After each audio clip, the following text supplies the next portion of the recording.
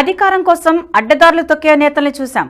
కానీ మన దేశంలో అధికారం కోసం విదేశీ శక్తులకు అమ్ముడుపోయే నేతలు కూడా ఉన్నారు. డీప్ స్టేట్ కు ఊడిగం చేస్తూ వారు ఆడించినట్లు ఆడుతూ దేశ భద్రతకే ప్రమాదకరంగా మారిన నాయకులు ఉన్నారు. అలాంటి ఓ నాయకుడి గురించి మనం ఇప్పుడు చెప్పుకుందాం. అతడు చిన్న చితక గల్లీ లీడర్ కాదు, దేశానికి ప్రధాని కావాలని కలలుగంటున్న గాంధీ కుటుంబ వారసుడు. అతనెవరో ఇప్పటికే మీకు అర్థమై ఉంటుంది. అతనే రాహుల్ గాంధీ. దశాబ్ద కాలం నుంచి పీఎం కుర్చీపై కన్నేసిన రాహుల్ గాంధీ అమెరికా నుంచి డాలర్లకు ఇక్కడ డాన్సులేస్తున్నాడు. అతడి రాజకీయ వ్యూహాలను డీప్ స్టేట్ డిసైడ్ చేస్తే యుఎస్ ఎయిడ్ ఫండింగ్ చేస్తోంది. మొన్నటి లోక్సభ ఎన్నికల కోసం రాహుల్ గాంధీ చేపట్టిన భారత జోడో యాత్రకు సైతం యుఎస్ ఎయిడ్ ఫండింగ్ చేసింది.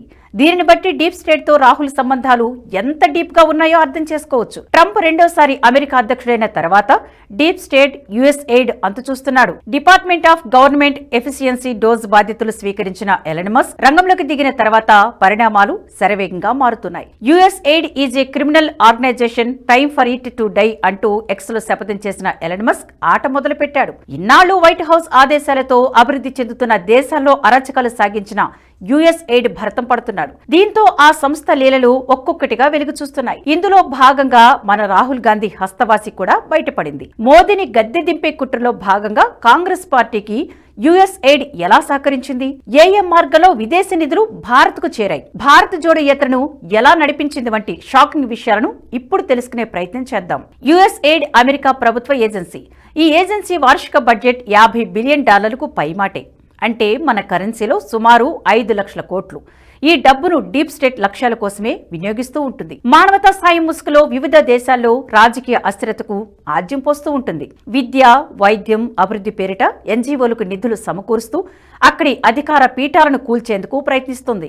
ఎక్కడైతే తమకు కొరుకుడు పడని నాయకులు అధికారంలో ఉంటారో ఆయా దేశాలని మీడియా సంస్థలకు, ప్రతిపక్ష పార్టీలకు, వివిధ ఎన్జీఓల ద్వారా ఫండింగ్ చేస్తుంది. చివరకు కోటి విపత్తులోనూ యుఎస్ ఎయిడ్ కు ఉన్న సంబంధాలు బయటపడ్డాయి. చైనాలోని వుహాన్ ల్యాబ్ లో జరిగిన పరిశోధనలకు యుఎస్ ఎయిడ్ అప్పట్లో $40 మిలియన్ సమకూర్చింది. అంటే ప్రపంచాన్ని విపత్తులో ముంచిన ఘనతలో యుఎస్ ఎయిడ్ కూడా భాగస్వామ్యం ఉందన్నమాట. ఇటీవల చోటు చేసుకున్న పరిణామాలను గమనిస్తే యుఎస్ ఎయిడ్ మానవతా సాయం కంటే కూడా రాజకీయ కార్యకలాపాలకే ఎక్కువగా నిధులు వెచ్చించిన ఉదంతాలు ఉన్నాయి. వివిధ దేశాల్లో రాడికల్ వామపక్ష భావజాల సంస్థలకు నిధులు సమకూర్చడం, రెజిమ్ చేంజ్ కు పాల్పడడం వంటి కార్యకలాపాల్లో ఎన్నోసార్లు పరోక్ష మద్దతును అందించింది యుఎస్ ఎయిడ్. గత ఏడాది హసీనా ప్రభుత్వం కూలిపోవడానికి కారణమైన విద్యార్థి ఉద్యమం వెనుక కూడా యుఎస్ ఎయిడ్ ఫండింగే కారణం. ఇటీవలే దీనికి సంబంధించిన రుజువులు వెలుగు చూశాయి. యుఎస్ ఎయిడ్ మన దేశంలో LGBTQ+ దళిత హక్కులను ప్రోత్సహించడంతో పాటు అనేక విద్యా కార్యక్రమాలకు కూడా నిధులు సమకూర్చింది. బైడెన్ హయాంలో మన దేశానికి యుఎస్ ఎయిడ్ నిధులు వెల్లువెత్తాయి. ముఖ్యంగా 2021 నుండి యుఎస్ ఎయిడ్ భారీగా వితరణలు చేసింది. అలాగే మోదీ వ్యతిరేక శక్తులకు దశాబ్ద కాలంగా వివిధ మార్గాల ద్వారా ఆర్థిక అండదండలు అందిస్తూ వస్తుంది యుఎస్ ఎయిడ్. భారత్ లో అధికార మార్పిడి విషయంలో అమెరికా మాజీ అధ్యక్షుడు జో బైడెన్, జార్జ్ సోరెస్ బహిరంగ మద్దతు ప్రకటించిన సందర్భాలు ఉన్నాయి. దీనిని బట్టి ఇందుకోసమే యుఎస్ ఎయిడ్ ను ఉసుగొలిపినట్లు స్పష్టమవుతుంది. ఇందులో భాగంగానే కొన్నాళ్లుగా కాంగ్రెస్ పార్టీ, ఆ పార్టీ నాయకుడు రాహుల్ గాంధీని దగ్గరుండి నడిపిస్తోంది. అయితే ట్రంప్ అధికారంలోకి రావడం, డీప్ స్టేట్ యుఎస్ ఎయిడ్లపై ఉక్కుపాదం మోపడంతో రాహుల్ గాంధీ లీలలు ఒక్కొక్కటిగా వెలుగు చూస్తున్నాయి. మన దేశానికి సంబంధించి రాహుల్ గాంధీకి యుఎస్ ఎయిడ్ కు మధ్య ఉన్న ఆర్థిక సంబంధాలను ద క్రోనాలజీ అనే ఎక్స్ యూజర్ ఆధారాలతో సహా చాలా చక్కగా వివరించారు. తాజాగా యుఎస్ ఎయిడ్ అరాచకాలను కూపీలాగుతున్న క్రమంలో రాహుల్ గాంధీ రాజకీయ సలహాదారు విజయ్ మహాజన్ అడ్డంగా దొరికిపోయాడు. యుఎస్ ఎయిడ్ కు విజయ్ మహాజన్ కు ఉన్న లింకులపై ఆధారాలతో కూడిన వార్తా కథనాలు ఇప్పుడు సోషల్ మీడియాలో వైరల్ గా మారాయి. రాహుల్ గాంధీ కుటుంబంతో ప్రత్యక్షంగానూ పరోక్షంగానూ సంబంధాలున్న పలు ఎన్జీఓలకు యుఎస్ ఎయిడ్ కోట్ల రూపాయల ఆర్థిక సాయం అందించింది. ఈ విషయంలో యుఎస్ ఎయిడ్ కు గాంధీ కుటుంబానికి మధ్య గతంలో విజయ్ మహాజన్ మధ్యవర్తిత్వం నేర్పిన ఉదంతాలు వెలుగు చూశాయి. ఆ వివరాలను ఇప్పుడు చూద్దాం.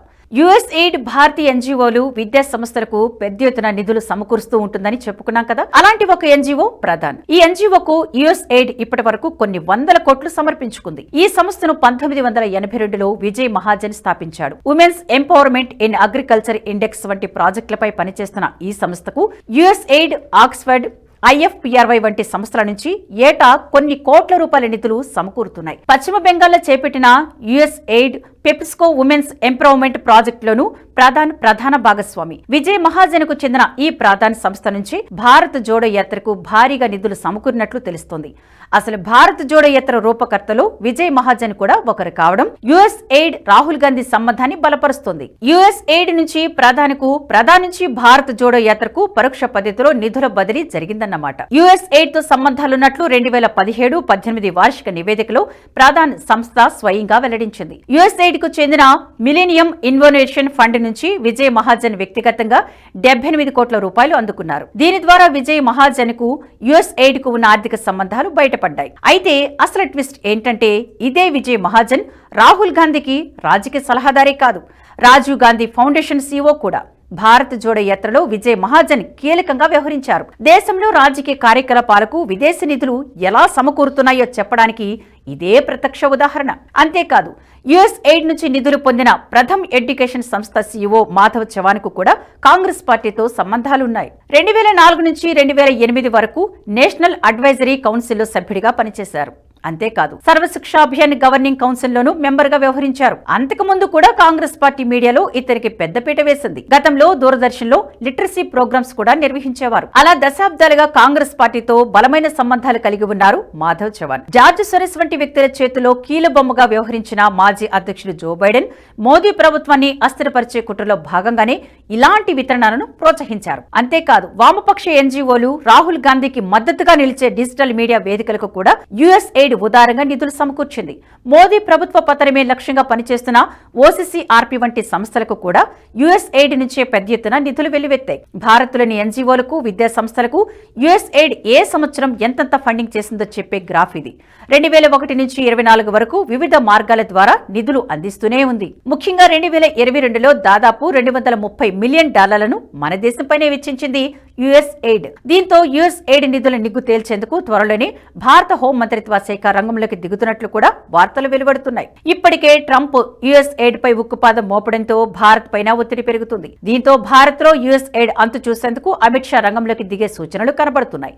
అదే జరిగితే రాహుల్ గాంధీ చట్టపరంగా తీవ్ర సమస్యలు ఎదుర్కోవాల్సి రావచ్చనే అభిప్రాయం వ్యక్తమవుతుంది. ఈ వీడియో మీకు నచ్చినట్టయితే లైక్ చేయండి, 10 మందికి షేర్ చేయండి. అలాగే కామెంట్ల రూపంలో మీ అభిప్రాయాలను మాతో పంచుకోండి. Nationalist hub group of channels ను సబ్స్క్రైబ్ చేసుకుని తెలుగునాట జాతీయవాద జర్నలిజాన్ని ప్రోత్సహించండి. ఈ వీడియో కింద ఉన్న బెల్ ఐకాన్ పై క్లిక్ చేయడం మర్చిపోవద్దు.